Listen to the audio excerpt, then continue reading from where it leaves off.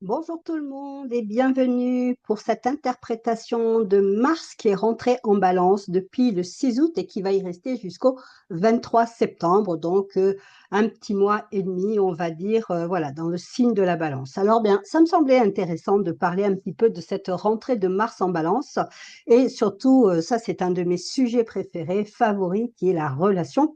Donc quand Mars rentre en Balance, et bien sûr que ça peut avoir un petit impact sur nos relations. Donc j'avais un petit peu pris, j'ai pris un petit peu ce prétexte ou cette opportunité, voyons ça comme on veut, pour parler effectivement de la relation, de qu'est-ce que c'est que cette relation et surtout quels sont les jeux et enjeux de la relation. Donc Mars, quand il rentre en Balance, il faut déjà savoir qu'il est en exil parce que la Balance est porteuse des valeurs les plus opposées à l'énergie martienne. Mars est le maître du Bélier qui va signifier l'individualité, le passage à l'action, alors que Vénus est la collectivité, c'est la rencontre de l'autre. Alors quand je parle de relations, je ne parle pas toujours de relations de couple, on a des relations avec tout et tout le temps, avec nos parents, avec nos enfants, avec nos collègues, notre patron, notre voisinage, enfin bref. Donc pour moi, la balance, c'est vraiment plus quand même cette ouverture, cette rencontre, c'est plus une rencontre d'ailleurs, cette rencontre avec l'autre, avec tout ce qui n'est pas moi-même. Euh, et d'ailleurs, je trouve aussi un point de vue très intéressant, c'est de voir la balance comme étant l'ombre, puisque le bélier représente mon individualité, la naissance, mon énergie quelque part, mon désir, mon appétit de vivre puisque je suis née. Et puis la balance, eh bien, on peut le voir, puisque c'est le signe opposé, un petit peu comme mon ombre. Qu'est-ce que je porte dans mon ombre? Et bien évidemment que le couple, c'est un petit peu comme si non pas deux personnes se rencontraient, mais comme si quatre personnes se rencontraient. Moi, mon individualité, mon ombre, puis l'individualité de mon partenaire, et puis aussi son ombre. Voilà, donc ça, c'est la première chose que je voulais poser, bien évidemment, c'est que euh, la relation est quelque chose de beaucoup plus complexe qu'on ne le pense. Pourquoi la relation est beaucoup plus complexe qu'on ne le pense? C'est parce que dans notre construction émotionnelle, affective, quand nous avons été enfants, nous avons eu affaire effectivement à deux parents. Je veux dire deux parents au substitut. Si vous n'avez pas été élevé par vos parents, il y a quand même quelqu'un qui vous a élevé, donc vous avez une image parentale, on va dire. Donc on a rencontré deux parents et la personne qui était censée nous aimer le plus nous a peut-être aussi blessé le plus. Donc on voit bien qu'au départ, il y a quand même comme une contradiction dans cette construction émotionnelle parce qu'on attend d'être aimé inconditionnellement, l'enfant en moi, l'enfant en vous, les enfants, tous les enfants du monde attendent d'être aimés inconditionnellement et puis eh bien, ils vont être régulièrement blessés par la personne avec qui ils ont le plus d'amour. En tout cas, la personne envers laquelle ils attendent d'être reconnus, aimés, voilà.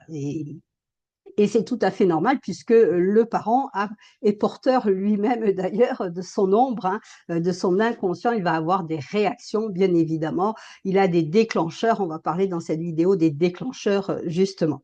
Donc, l'important, c'est déjà de comprendre ça, c'est que l'enfant en moi pense que à chaque fois que mon parent a fait quelque chose, il l'a fait de façon intentionnelle. Le petit enfant en moi qui a commencé un petit peu à comprendre les choses, je dirais à partir de 3, 4 ans, là où vraiment, peut-être plus tôt pour les jeunes générations, puisqu'aujourd'hui les enfants sont quand même très précoces, mais l'enfant en moi pense que quand je fais quelque chose ou quand mon parent fait quelque chose, je pensais plutôt à mes enfants, mais enfin, quand mon parent fait quelque chose, il le fait exprès. D'ailleurs, le langage de l'enfant, c'est papa ou maman est méchante. C'est assez rigolo. Je ne sais pas si vous avez des enfants petits ou des petits-enfants, d'écouter un petit peu leur langage. Moi, je sais que je m'amuse beaucoup dans les réunions familiales à les écouter parce que leurs mots sont tellement porteurs.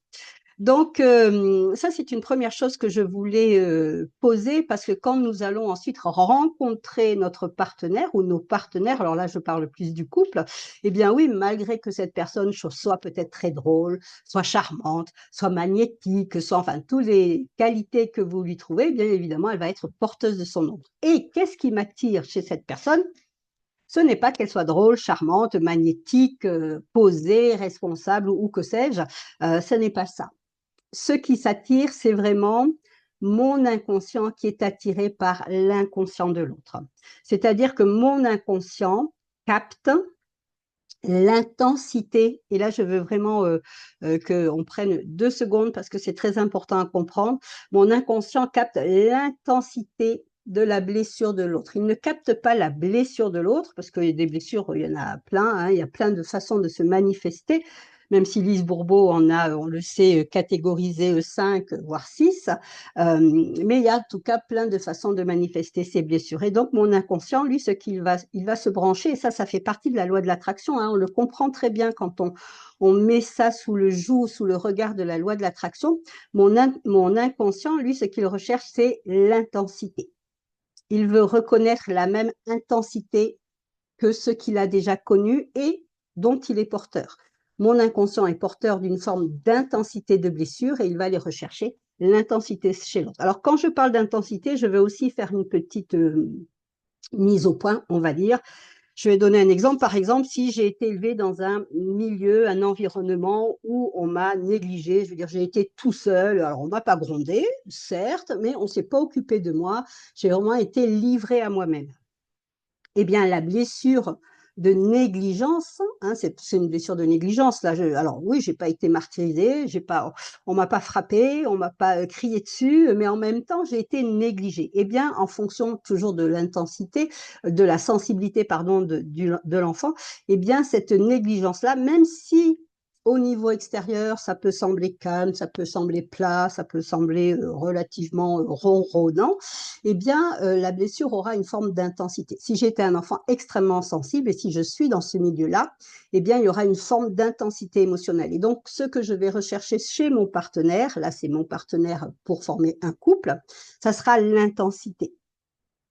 Peut-être, je n'ai pas remarqué ça vraiment quand je fais des consultations de couple ou quand voilà, un me consulte par rapport à l'autre, je ne sais pas vraiment, je suis pas sûre à 200%, même si ça marche quand même assez souvent, que les blessures on va dire, s'attirent. Par exemple, celui qui est rejeté qui se sent rejeté, qui s'est senti rejeté dans son enfance, va obligatoirement, c'est pas toujours obligé, hein, mais va obligatoirement rechercher quelqu'un qui est abandonné, parce qu'il va y avoir comme ça une synergie entre les deux blessures. Pareil, quelqu'un qui s'est senti trahi va plutôt se reporter sur quelqu'un qui a eu une blessure d'injustice, parce que justement, les deux blessures-là sont, je veux dire, s'alimentent un petit peu comme un feu s'alimente l'une l'autre. C'est pas obligé, mais vous pouvez bien sûr regarder ça dans vos propres couples ou votre propre couple. Donc, ce qui est important à comprendre, c'est vraiment de voir que l'enfant en nous, il a une forme d'intensité émotionnelle et la blessure a sa propre intensité émotionnelle. Et ce que nous allons chercher chez notre partenaire, c'est la même intensité. Je crois que ça, c'est déjà important de poser ça. Et d'ailleurs, Mars, hein, qui est la planète du feu, hein, c'est une planète guerrière en astrologie, elle arrive ici en balance, c'est-à-dire dans le monde de nos relations. Ça ne veut pas dire, ça se peut, mais ça ne veut pas dire que nous allons nous engueuler avec tout le monde, n'est-ce pas? Ça, c'est pas du tout le but de Mars en balance. Mars, quand il rentre en balance, il vient mettre son individualité, il vient mettre son énergie, il vient mettre sa capacité de passer à l'action au service du collectif. Alors, le collectif, c'est bien sûr le deux, hein, quand je rencontre quelqu'un, eh bien, du jeu, je passe au nous, hein, donc, d'où le jeu de mots pour les gens qui ont des problèmes de genoux, n'est-ce pas? Voilà, manque de flexibilité, peut-être un peu de rigidité, on peut s'amuser avec ça. Mais en tout cas, ce jeu que je suis, le Mars en moi, vient ici s'activer dans le domaine du collectif, de la rencontre, de la relation. Donc, ça peut être un moment, quand une planète rentre dans un signe, quand vous avez des portails vibratoires comme les nouvelles lunes, comme les pleines lunes, ça ne veut pas dire qu'il faut absolument que vous remettiez en cause tout ce qui se passe dans votre relation. Mais on va dire c'est une opportunité. C'est une occasion. C'est comme quand vous ouvrez un portail, hein, vous partez d'une pièce ou vous sortez de votre jardin puis vous allez à l'extérieur dans la rue. Eh bien, c'est un portail et vous êtes libre de le prendre ou pas. Hein, donc là, c'est juste effectivement pour les personnes qui se sentent appelées à passer le portail et à s'introspecter. D'ailleurs, après cette belle période de lune de miel, n'est-ce pas, où tout va bien, qui est plus ou moins longue hein, pour certains. Donc, quand on rencontre quelqu'un, on a cette phase de lune de miel, il est fantastique, elle est merveilleuse, tout va bien, nous nous aimons, dès qu'on se voit, on se sourit, tout est impeccable. Mais après la période de lune de miel, il y a effectivement une période où là, c'est vraiment la relation qui se met à nu, la relation commence et où certains conflits vont apparaître peut-être aussi certaines désillusions, certaines frustrations. Et là, on voit bien que, oh, l'énergie change un petit peu, on est passé dans quelque chose de très magnétique, très féerique, et puis là, le quotidien s'est mis en place, et effectivement, ben, hein, la vie nous a rattrapés, et la vie a rattrapé le couple. Et justement, quand les problèmes arrivent, alors petits problèmes, gros problèmes, ça dépendra bien sûr des couples, eh bien c'est là où la relation devient vraie. Et c'est la première clé que j'aimerais vous donner, c'est que c'est là aussi où il faut être vrai avec soi-même. Quand les problèmes apparaissent, rarement nous nous posons la question de qu'est-ce que j'apporte moi dans la relation? Quel est mon héritage? Justement, quelle est mon intensité émotionnelle? Quelle est l'intensité émotionnelle de mes blessures? Qu'est-ce que je porte comme blessure? Et est-ce que inconsciemment, on est bien d'accord, encore une fois, hein, il n'y a rien qui se fait consciemment. Inconsciemment, est-ce que je ne suis pas en train de reproduire un schéma? Est-ce que je ne suis pas en train de mettre en place quelque chose? Et j'ai déjà eu des consultations où les personnes étaient extrêmement honnêtes, hein, puisque ça fait partie de ma base de travail. On va dire, on va regarder sans juger, on regarde en mettant beaucoup de compassion pour la petite enfant que j'ai été, qui a mis en place des stratégies, qui a été soumise aussi, hein, quelque part, à des schémas. On m'a rien demandé quand j'étais enfant. Alors, je suis arrivée dans un type de famille, on m'a rien demandé. Et puis, ben, quelque part, ben, oui, hein, j'étais un petit peu entre guillemets «victime» de certaines choses, hein. C'est qu'au-delà de ce que j'avais envie, bah, j'ai vécu des choses et donc quand les problèmes arrivent, il est temps de se poser des alors on le fait bien sûr après coup, hein, quand vous êtes en pleine dispute, c'est pas là où vous allez vous dire: «Hop, attends, là, il faut que je m'introspecte», n'est-ce pas, D'ailleurs, en règle générale, on ne s'introspecte pas. Quand on est en pleine dispute, on est plutôt dans une énergie où on va répondre, où on se défend, où on peut être agressif. Ou alors, au contraire, si on a une personnalité plus introspective et plus en retrait, on va se mettre en retrait ou on va fuir. Quelquefois, il y en a qui attaquent et puis l'autre, il va fuir. Donc, hein, c'est quand on est dans le conflit. Mais par contre, quand on est un petit peu hors du conflit, ça peut être intéressant de se poser, peut-être de prendre un cahier, une feuille et de dire: «Oh là là, mais je voudrais poser ça sur papier parce qu'après coup, il faut quand même que je puisse le relire, il faut que je puisse, avoir des notes, il faut que je puisse avoir des repères justement et voir un petit peu, qu'est-ce qui se passe dans ma relation quand, lui ou moi, nous sommes activés».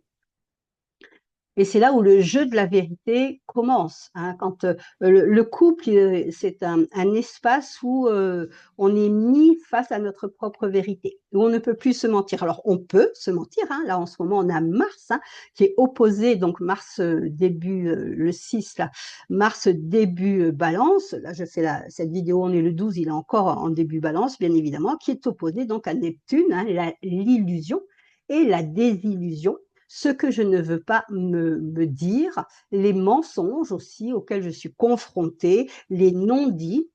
Parfois, certains hommes sont comme des tombes, hein, ils ne vont pas parler et justement, ils ont cette attitude de: «Je me mets en retrait, je me mets en repli». Quand ma femme commence à me dire, «Oh, chérie, il faut qu'on parle», n'est-ce pas? Dans le radar, dans le monde des hommes, c'est: «Ouh là, je vais, me recevoir un savon», n'est-ce pas? Ça va être ma fête et donc bah, certains, en fonction de leur individualité, vont plutôt être dans l'attaque ou dans la fuite. Beaucoup d'hommes sont dans la fuite, il faut bien le dire, mais c'est juste une stratégie de défense. Il faut bien comprendre que là, quand, l'homme est dans le repli, c'est pas qu'il ne vous écoute pas. D'ailleurs, c'est très intéressant de se rendre compte que quand l'homme est dans le repli, ça va activer votre propre blessure de: «Il ne m'écoute pas, il n'a rien à faire de ce que je dis. De toute façon, je dis quelque chose, c'est comme pisser dans un violon, n'est-ce pas? Voilà. Et donc, on voit bien comment, effectivement, l'attitude de l'un va influencer l'attitude de l'autre et l'attitude de l'un réveille et révèle sa blessure et l'attitude de l'autre va aussi réveiller et révéler la blessure. Donc ça peut être très intéressant de le mettre à jour et aussi, donc, dans ce jeu de la vérité, Donc, je vous invite plutôt à faire ce jeu de la vérité pour vous, pas pour votre compagnon. S'il veut le faire, eh bien, prenez un temps choisi, un temps partagé où vous pouvez dire, tiens, moi, j'aimerais bien qu'on comprenne quand même un peu les mécanismes de nos disputes, surtout si c'est des disputes violentes. Hein. Si c'est des broutilles, encore ça va, on peut passer dessus. Mais si il y a une période, et ça arrive hein, dans certains couples où il y a des périodes vraiment plus intenses, alors ça, les petites planètes, elles sont là hein, pour réveiller justement certaines intensités et certains passages planétaires dans votre thème qui vont faire que ben, vous allez être soumis à une intensité, à des vibrations, à des colères, à des frustrations, à des revendications qui vont réveiller un petit peu le petit diable en vous. Et donc, ça peut être intéressant des fois aussi de prendre un temps, vraiment, mais de trouver un espace où on est dans le calme tous les deux, où on est ouvert aussi, où on est OK de le faire tous les deux, parce que dans ce jeu de la vérité, il y a un deuxième aspect qui est important, qui est l'engagement.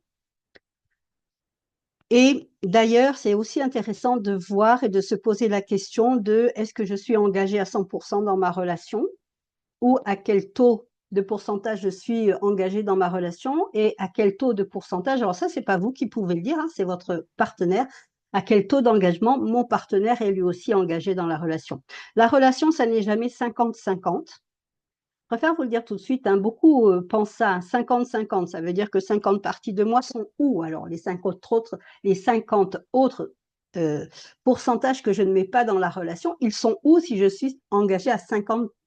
Parce que quand je dis je suis engagée à 50% et mon partenaire devait être engagé à 50%, ça ferait un 100%. Oui, mais il manque 50% de chaque côté. Donc la relation, c'est être engagé chacun à 100%, ce qui nous donne une relation à 200%, ce qui est quand même pas mal, il faut bien le dire, et ce qui est assez rare quand même aussi, il faut bien le souligner, il y a peu de relations où on est engagé à 100%, moi j'en connais, mais c'est vrai que j'en connais pas beaucoup.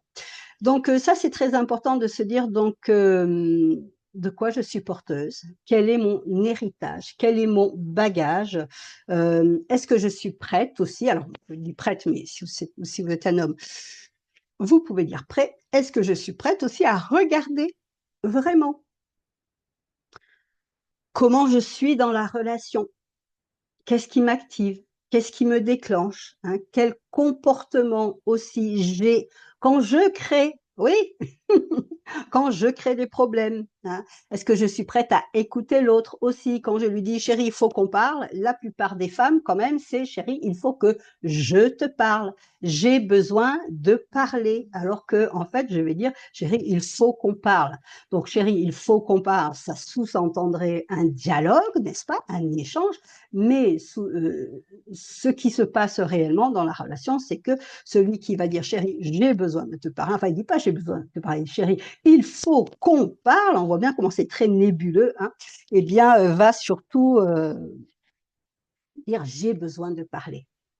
Et parfois, ça peut être intéressant aussi, ça c'est des petites pistes que je vous donne, hein, des petites ressources que je vous offre. Ça peut être intéressant aussi, avant d'entamer une discussion, de regarder ses motivations.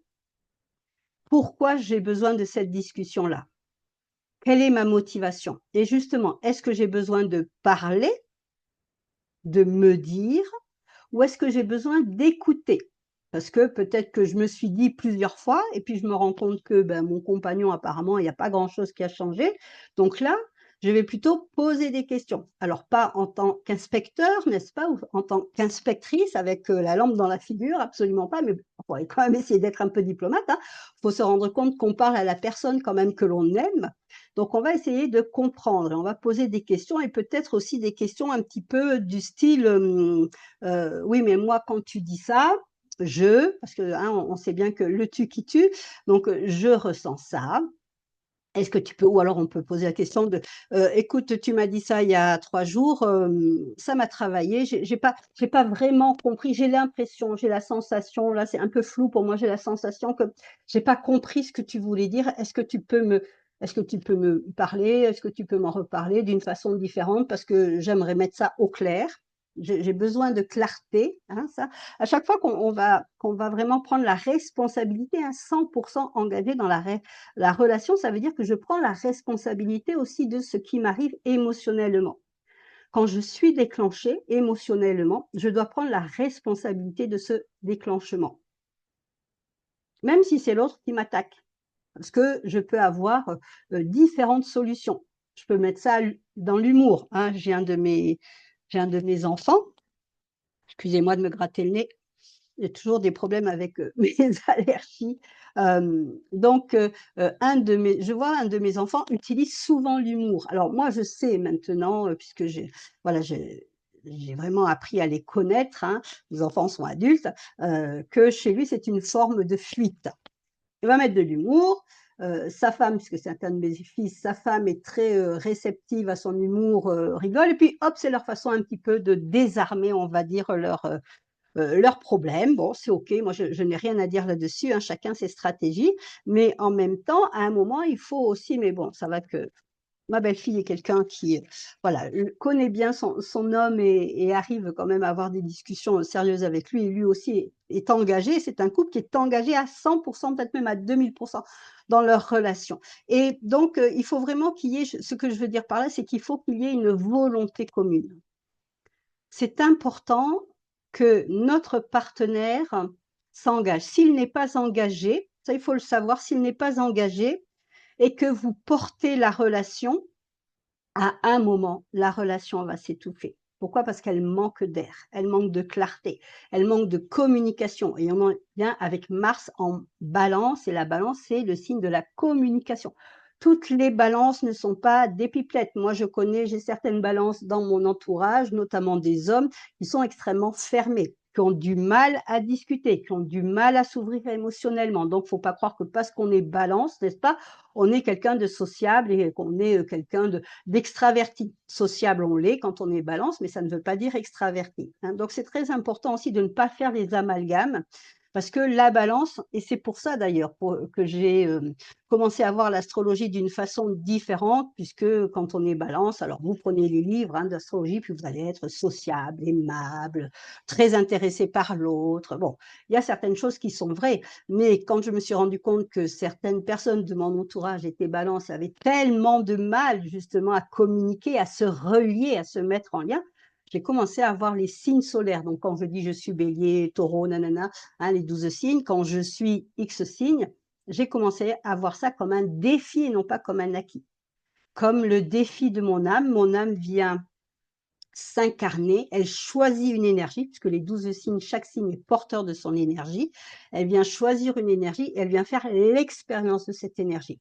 Et quand je nais, hein, au mois d'octobre, fin septembre et octobre, que je suis du signe de la Balance, eh bien mon âme vient faire l'énergie de qu'est-ce que c'est que la relation. Et si c'est un défi, ça veut dire que ce n'est pas un acquis, c'est-à-dire que ça va me demander des efforts. Et la plupart du temps, les signes de la Balance doivent faire l'effort justement de la compréhension, de la mise en relation avec l'autre.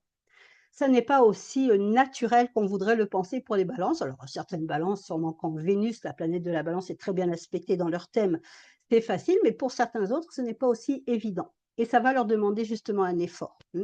Donc on voit bien qu'il y a cette, volonté, c'est le mot que je cherchais, il y a cette volonté d'être engagé à 100 chacun dans la relation. Pourquoi? Parce que quand je suis engagée à 100 dans la relation, je vais plus facilement accepter de prendre mes responsabilités. Et puis je vais arrêter d'accuser l'autre ou je vais arrêter, ça souvent nous les femmes on le fait, c'est une attitude que je rencontre souvent, c'est une attitude que j'ai eue moi-même aussi, hein, vous savez que je suis toujours une thérapeute transparente parce que je suis humaine comme tout le monde. Et moi, ce qui m'intéresse, c'est la curiosité justement d'avancer. Et donc, nous les femmes, on a une attitude aussi, autant les hommes fuient, autant les femmes, nous cherchons à transformer absolument notre partenaire dans une forme d'idéal, n'est-ce pas? Nous avons envie qu'il devienne la personne avec laquelle nous aimerions vivre. C'est pas forcément, ce qui se passe dans la relation et on a tendance comme ça à vouloir transformer notre partenaire et quand on fait ça, on est un petit peu, dans un instinct, je dirais, trop maternant parce que ce qui se passe aussi chez nous les femmes, c'est que nous maternons trop nos partenaires. Alors je sais que certaines femmes et j'ai ces consultations-là aussi que j'adore. J'ai des femmes extrêmement indépendantes, des femmes, libres, qui ont des carrières très intéressantes, même des femmes qui sont pas forcément mariées, des femmes qui n'ont pas voulu avoir des enfants et c'est OK. C'est pas parce qu'on est une femme qu'on a à vouloir absolument avoir des enfants. Ce n'est pas une obligation d'être une femme et d'avoir des enfants. Donc des femmes qui se disent libres, indépendantes, pionnières et puis quand on étudie leur schéma émotionnel, relationnel, affectif, on se rend compte qu'elles vont faire beaucoup de choses pour leur partenaire. Et leur, instinct, oui, j'ai presque envie de dire ça, leur instinct maternel va se retrouver dans la relation. Et elle se pose la question de dire toujours: «Mais pourquoi je tombe sur des hommes qui sont comme ça, un petit peu de type dépendant? Pourquoi, ces hommes-là sont relativement comme des bébés? Pourquoi est-ce qu'il faut que je porte la relation? Pourquoi c'est toujours à moi de poser les questions? J'ai toujours l'impression que c'est moi qui fais le travail et maintenant ça me fatigue parce que ça fait X années que je fais ça». Eh bien, c'est parce que justement, il y a cette espèce d'instinct maternel qui s'est mis en place. Et surtout, c'est qu'elles sont dans un idéal de la relation, elles sont dans un idéal de l'homme qu'elles aimeraient avoir dans leur vie et elles vont tout faire pour le transformer. Alors, hein, à vous de à vous de voir si ça vous convient ou pas, à vous de voir, et à vous de voir en tant que partenaire aussi si ça vous convient ou pas. Je suis pas là du tout pour dire: «Faut faire ci, faut faire ça», mais c'est juste des pistes de réflexion bien évidemment que je veux vous proposer.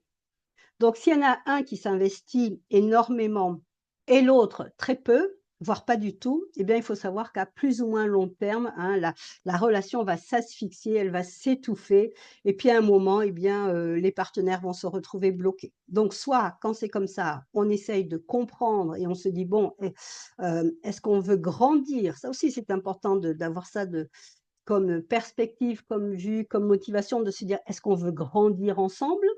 Ou est-ce que non, là, on est bloqué et on voit qu'il y a pas d'issue et c'est encore, hein, voilà, c'est tout est OK, hein, dans la relation. Il y a pas d'issue et à ce moment-là, eh bien, on va dire la finalité, ça va être la séparation. Parce que, bah, justement, il y a une forme de où il y a eu trop de souffrance, où il y a eu trop de frustration, où il y a eu trop de mensonges, où il y a eu trop de voilà, de choses qui, d'une certaine façon, deviennent intolérables. Donc ça, c'est un petit peu ce que je voulais vous partager. L'idée aussi, c'est de voir si on peut, avoir confiance en l'autre. Ça aussi, ça m'a beaucoup interpellée, justement, parce qu'on a une opposition Mars-Neptune, Mars-Saturne, hein. Neptune est quand même la planète du flou, du brouillard, de la désillusion, des illusions que l'on se fait, des histoires que l'on se raconte, hein. C'est un petit peu la mythomanie où on va être un petit peu, voilà, on n'est pas toujours très vrai, on est très opportuniste, hein. Neptune nous amène à être dans ce brouillard-là. Il est de c'est la planète de la dépersonnalisation, donc dans le bon côté, il est là pour que nous lâchions l'ego. Hein, ça, ce que je viens de vous décrire un petit peu avant, c'était son ombre, c'était son mauvais côté, mais le bon côté de Neptune, c'est bien sûr la dépersonnalisation vis-à-vis de son ego, c'est-à-dire qu'on arrête justement de croire que nous sommes des personnes blessées. On va aller investiguer. On va mettre aussi Neptune est la planète de la compassion, du pardon. Alors pardon, j'adore, le présenter en 2 mots, par, P-A-R-T, trait d'union, don, D-O-N. C'est-à-dire, la part, hein, la part de moi, le don que je fais, la part de moi qui va, justement, hem, bien prendre sa responsabilité pour comprendre, investiguer et ensuite peut-être revoir un petit peu ce qui s'est passé. Donc dans ce pardon-là, il y a vraiment chacun reprend sa part aussi, hein. Ne Je ne suis pas à 2000 responsable et l'autre est blanc comme une oie. Non, il y a vraiment je reprends ma part. Donc, est-ce qu'il est tout à fait possible de faire confiance dans l'autre? Surtout si on a un soleil Neptune dans son thème et qu'on peut être, on peut avoir un schéma comme ça. Tout ça, ce sont des schémas automatiques. Il y a pas à se dire: «Oh là là, je tombe toujours sur, des hommes qui me trompent ou des hommes qui sont pas clairs ou des hommes», voilà. C'est pas il y a pas de culpabilité à avoir. Il y a vraiment à justement à regarder en soi les schémas dont nous sommes porteurs. Peut-être que j'avais un papa qui n'était jamais là ou peut-être que justement j'avais un papa qui n'exprimait pas ses émotions, qui ne parlait pas et ma maman, c'était peut-être le chef de famille et moi, dans mon schéma, j'ai compris, j'ai vu que les hommes sont absents. où les hommes ne se manifestent pas, ou peut-être que ma mère n'a pas arrêté de se plaindre de mon père en disant: «Là là, je ne peux jamais compter sur ton père, je suis toujours obligée de faire tout toute seule». Et moi, la petite fille, j'ai compris que, ben non, on ne pouvait pas faire confiance aux hommes, on ne peut pas compter sur eux et que on doit être une femme forte et on doit se débrouiller tout seul. Tout ça, ce sont des schémas, hein, c'est des choses que vraiment on a mis en place quand on était enfant. Alors, il y a des schémas pour les hommes, il y a des schémas pour les femmes, hein. Des 2 côtés, bien évidemment, nous sommes tous porteurs des schémas. Donc l'idée, c'est vraiment de se dire à un moment: «Tiens, qu'est-ce qui pourrait faire que je peux avoir confiance en mon partenaire? Comment je pourrais avoir confiance en mon partenaire?» Et ce que je vais vous dire peut-être va vous décevoir et je m'en excuse. Mais, avoir confiance en son partenaire n'a rien à voir avec votre partenaire. Ce n'est pas lui qui doit prouver que vous pouvez lui faire confiance. Vous avez quelque chose en vous de très puissant qui vous permet de savoir si vous pouvez avoir confiance en votre partenaire ou pas. Et vous le savez très vite, très tôt dans la relation. Moi, j'ai presque envie de dire, à la minute même où vous rencontrez cette personne-là, vous savez si vous pouvez lui faire confiance ou non. Et cette chose-là qui est en vous, c'est votre intuition. Et plus que l'intuition, j'ai presque envie de dire, c'est votre instinct. L'instinct vous dit: «Cette personne-là est bien pour moi ou elle n'est pas bien pour moi». Et dans la relation, c'est exactement la même chose. Ce qu'il fait là, c'est OK, ou ce qu'il fait là n'est pas OK, ou ce qu'elle fait là, ou ce qu'elle dit là est OK, ou ce qu'elle dit là n'est pas OK. Et ça, c'est vraiment et c'est là où le corps va participer dans la relation, hein. Le corps ne participe pas qu'au niveau de la sexualité, hein, même si c'est un espace très agréable, on est d'accord, mais aussi le corps, il est là au quotidien.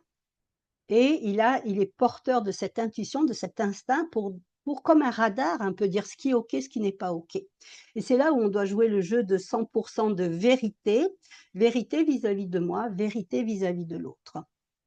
J'ai un droit de vérité, j'ai une c'est pas un droit, c'est pas le mot, mais j'ai une obligation d'être honnête vis-à-vis de moi et d'être honnête vis-à-vis de l'autre, en toute bienveillance, hein. On n'est pas là, encore une fois, on n'est pas au tribunal pour accuser qui que ce soit.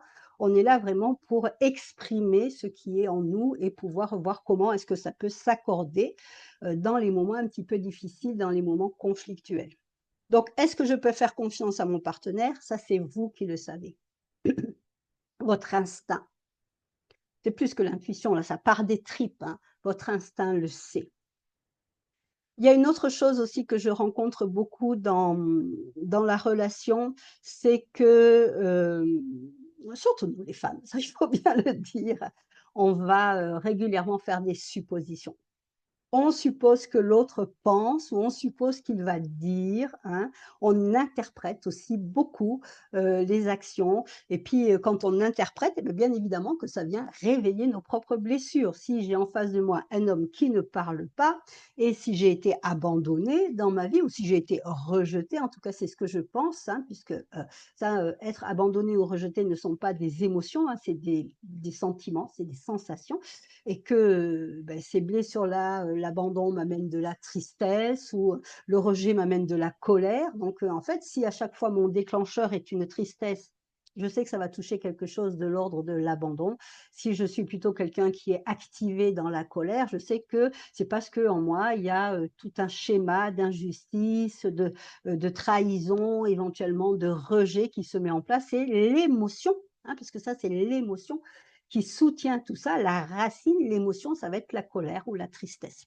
Et on navigue entre ces 2, bien sûr, entre ces 2 émotions, on va dire, primaires. Donc, qu'est-ce que je vous disais? Je ne sais plus pourquoi je vous disais ça, mais en tout cas, je sais que je vais vous parler donc de votre instinct, hein, qui va savoir comment vous êtes déclenché. Voilà, l'idée, c'était de savoir, de regarder comment vous êtes déclenché par rapport justement aux suppositions que vous vous faites, hein. Hem Et de voir quand vous faites une supposition, qu'est-ce qui se passe derrière? D'ailleurs, j'ai préparé, où est-ce que j'ai mis ça?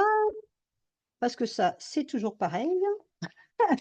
J'ai préparé des petites, questions que vous pourriez éventuellement, vous poser donc, après coup, quand vous sortez d'un moment qui a été un petit peu intense ou quand vous avez une période justement, hein, ça peut arriver pendant 2-3 jours où on se fasse la gueule, ça Ça arrive dans tous les couples, on n'est vraiment pas d'accord. Là, c'est un point crucial. On a décidé que non, cette fois-ci, on ne lâchera pas. Il ou elle a beau dire non, ça, je ne lâcherai pas, n'est-ce pas, hein? C'est normal que je ne lâche pas. La plupart du temps, je dis oui, mais cette fois-ci, non, ce sera non. Je vais tenir ma position. Et donc, ça peut durer un certain temps, parce que l'autre en face, il doit se dire la même chose. Non, mais alors là, franchement, il ou elle a exagéré.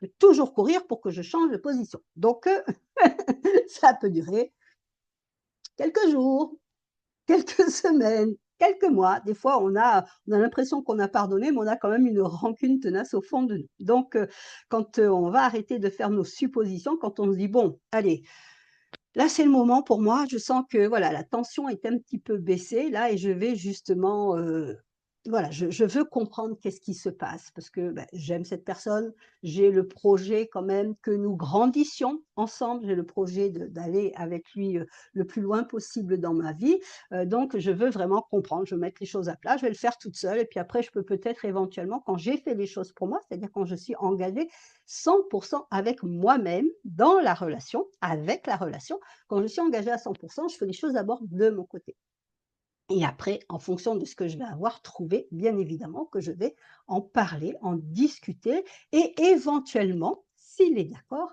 inviter mon partenaire à faire ce travail-là aussi. On peut le faire chacun de son côté, on peut le faire ensemble, on peut voilà, il y a bien sûr, différentes possibilités.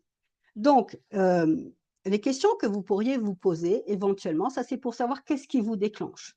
Qu'est-ce qui m'a mis en colère? Qu'est-ce qui m'a déçu? Qu'est-ce qui m'a peiné? Alors bien sûr que là, vous allez rentrer dans l'histoire, c'est-à-dire vous allez dire: «Bah, il a dit ci, il a fait ça». Alors je dis «il» parce que je suis une femme, hein, mais mettez «elle» bien sûr, hein, si vous êtes un homme et que vous écoutez cette vidéo. Donc il m'a dit ci, il m'a dit ça, il a fait ci ou alors non, justement, il n'a pas fait ça, hein et donc ça m'a déçu quelque part. Donc là, vous écrivez vraiment l'histoire. Alors, n'écrivez pas, 25 pages, n'est-ce pas? Essayez de quand même de faire court. Pas besoin de mettre dans les détails parce que l'idée n'est pas tant l'histoire. Justement, on va vouloir dépasser l'histoire pour la voir émotionnelle, pour aller voir émotionnellement qu'est-ce qui se passe en vous. Parce que le déclencheur n'est pas ce que votre partenaire a fait. Le déclencheur, c'est que, ce qu'il a fait réveille quelque chose de très profond en vous. Donc, quelle a été ma réaction, hein, émotionnelle? Donc, qu'est-ce qui m'appartient à 100? Bah, je me suis mis en colère moi aussi, au contraire, bah, je me suis retirée, voilà, je me suis sentie blessée, j'ai été peinée, voilà. Donc quelle a été ma réaction émotionnelle à 100? Dans quelle mesure cette émotion m'est familière? Et ça, j'ai presque envie de dire, quand est-ce que je l'ai ressentie pour la première fois? Quel âge j'avais plus ou moins? Et on va voir que nos disputes ne sont que des réminiscences de nos les émotions de toute façon, c'est très simple, on n'en a pas énormément, on en a 5. Donc, si nous n'en avons que 5, elles reviennent régulièrement. On n'a pas tant de choix que ça pour, aller explorer nos émotions, en tout cas pour vivre l'émotion. Il y en a que 5, c'est OK. Alors bon, apparemment, je ne sais pas s'il y a des chercheurs qui cherchent dans ce sens-là, mais voilà, moi je suis restée sur, des choses très basiques, hein, donc on n'a que 5 émotions. Donc fatalement, j'ai ressenti pour la première fois dans ma vie cette émotion. Qui est l'émotion de quand je suis déçue, quand je suis en colère, quand je suis peinée, quand l'autre fait quelque chose, hein, on est d'accord? Quel est mon déclencheur? Là, je vous aide à trouver quel est votre déclencheur et voir comment vous allez pouvoir transformer, en tout cas accueillir, parce que la première chose à faire, c'est d'accueillir ce déclencheur, cette part de nous qui est en réactivité, parce que cette part de nous qui est en réactivité, c'est cette part de nous aussi qui nous protège. Quand je suis, en colère, on comprend que fatalement, bon, ben oui, on comprend que cette part de là me protège, hein, puisque je vais me défendre. Par contre, quand je suis en repli, quand je suis, dans ma tristesse, quand je me mets dans mon coin, quand je rentre dans ma grotte, c'est aussi une part de vous qui vous protège. Ne pas aller à l'affrontement est une part de vous qui vous protège. La part de moi qui va aller à l'affrontement, bien évidemment, quand j'ai mis, mon armure, que je sors, mon épée, mon arc, mes flèches, ma mitraillette, ce que vous voulez, là, on comprend facilement qu'elle va me protéger puisqu'elle va passer à l'attaque. Mais quand je suis dans le repli, quand je suis dans la fuite, c'est aussi une façon de se protéger. Quand je suis totalement figée parce que je suis tellement surprise par ce qui vient de m'arriver, par exemple, j'ai fouillé, alors que j'aurais pas dû, mais je l'ai fait. Alors c'est comme ça, c'est comme ça. J'ai fouillé dans le portable de mon compagnon et puis je tombe sur des photos ou je tombe sur des textos d'une autre personne et là je me dis: «Ah! apparemment, je suis pas la seule dans sa vie et là, je peux ressentir comme une forme de figement. Je peux me sentir totalement glacée, c'est-à-dire que c'est comme si la vie, elle, s'échappait de mon corps. Moi, j'ai ressenti ça une fois dans ma vie, c'était pas du tout dans ce contexte-là, c'était parce que j'ai assisté à un accident qui aurait pu, c'était un miracle que l'accident ne se soit pas fait, mais ça aurait pu, j'étais enfant, hein, d'ailleurs quand j'ai assisté à ce presque accident, de voiture, hein, une voiture qui a déboulé dans un virage qui était très serré. Donc, fatalement, cette personne-là conduisait très, très vite et donc, ben, sa voiture s'est déportée, bon, au lieu de rester dans sa file, s'est déportée sur l'autre file, puis en face, il y avait une voiture qui arrivait et Dieu merci, le trottoir était très large, donc l'autre voiture a eu le temps de se rabattre, mais vraiment au dernier moment. J'ai assisté à ça et ça m'a vraiment figée, ça m'a glacée et j'ai vraiment senti comme la vie qui se retirait en moi et ça, c'est quand on est un peu choqué, bien évidemment et d'ailleurs, je me promenais avec ma grand-mère qui, elle, m'a tirée, vraiment, elle m'a tirée parce que bon, j'étais loin de la voiture, mais je pense qu'elle a eu ce réflexe un peu instinctif de me tirer pour qu'on échappe totalement, à cet accident. Mais ça peut arriver quand on a vraiment un choc émotionnel très fort, d'avoir cet état de figement. C'est ce qu'on appelle l'état de figement où tout d'un coup, c'est comme si notre partie raisonnée, se désactivait et on est, bah, c'est comme si on était, hein, certains animaux font ça pour échapper à leur proie, leurs prédateurs, ils font le mort et puis, le prédateur qui lui préfère manger de la viande fraîche et qui bouge, se dit: «Bon, bah, il est mort, moi je suis pas un charognard, je m'en désintéresse» et puis au dernier moment, hop, gros coup de speed, n'est-ce pas? Et la proie, hop, peut s'échapper. Bon et donc on a comme ça des réflexes en nous, hein et on va voir que ces réflexes-là, ce sont toujours c'est notre instinct de survie qui se met en place. Donc qu'est-ce qui se passe au niveau émotionnel quand je suis dans mes réflexes, quand je suis activée? Donc quand est-ce que j'ai ressenti pour la première fois cette émotion-là? Ça va être intéressant aussi d'aller explorer ça. Est-ce que cette émotion appartient au présent? Ben non, on voit bien que cette émotion-là, vous la connaissez depuis très, très longtemps. Elle est attachée à une forme d'histoire et ensuite, ce qui va être intéressant de faire aussi parce que, il n'y a pas de clé miracle. Ça aussi, je veux vous le dire. Je vais vous donner une autre ressource tout à l'heure que j'adore et que vous pourrez faire bien évidemment. Mais l'idée, c'est vraiment d'observer ce qui se passe dans le corps. Quand je suis activée,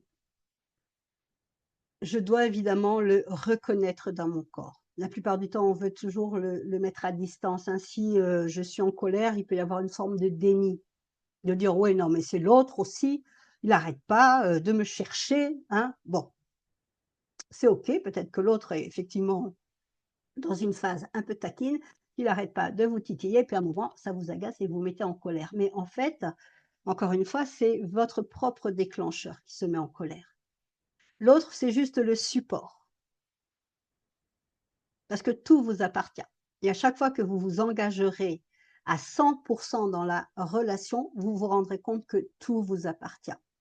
Vous avez le choix d'autres réponses. Peut-être que si, l'autre n'arrête pas de vous titiller, bah, peut-être que vous pouvez trouver une stratégie différente pour répondre justement différemment. Mais dans ces conditionnements qui sont les nôtres, parce que sachez que moi aussi, j'ai des conditionnements que j'ai petit à petit déconditionnés, ça m'a pris beaucoup de temps, hein, ça ne s'est pas fait encore une fois en hop, un coup de baguette magique. J'aurais tellement aimé, mais je crois que, si c'est long, ça a une raison. C'est parce que nous ne sommes pas prêts émotionnellement, nous ne sommes pas prêts aussi, je pense, mentalement à, switcher les choses comme ça du jour au lendemain. Alors j'adore la loi de l'attraction, j'adore la manifestation, il y a pas de souci, mais je crois que, quand il y a un grand changement qui s'opère dans notre vie, c'est parce que en amont, il y a eu peut-être des années de préparation et puis tout d'un coup, oui, le changement se fait et on est attentif au changement. Je dis: «Oh ça y est, j'ai compris quelque chose. Ouh là, je viens de switcher quelque chose, c'est fantastique». Surtout si le corps valide, bien sûr, hein, si c'est le corps qui switch quelque chose, mais souvent, même je dirais la plupart du temps, c'est parce que vous y avez pensé, vous y avez travaillé, vous avez laissé un petit peu, moi j'appelle ça le creuset alchimique, c'est-à-dire ça fait bloup bloup bloup, ça, hein, ça bouillonne, ça bouillonne, ça bouillonne, hein, c'est comme un bon plat qui a besoin de mijoter pendant plusieurs heures, ben vous, ça peut être mijoté pendant plusieurs années, puis hop, il y a un switch qui se fait. Et votre conscience, bien sûr, elle est plutôt portée sur le switch, sur la transformation, parce que c'est une prise de conscience. Et puis souvent, c'est dans l'inconscient que la transformation commence à s'opérer. Et donc, l'idée, c'est vraiment d'être attentif à son corps. Dans la relation, pas forcément 24 heures sur 24, je vous le concède, mais peut-être justement dans les moments de tension. Parce que là où il y a de la tension, ça fait des années que je le dis, là où il y a de l'attention, c'est le moment de porter son attention.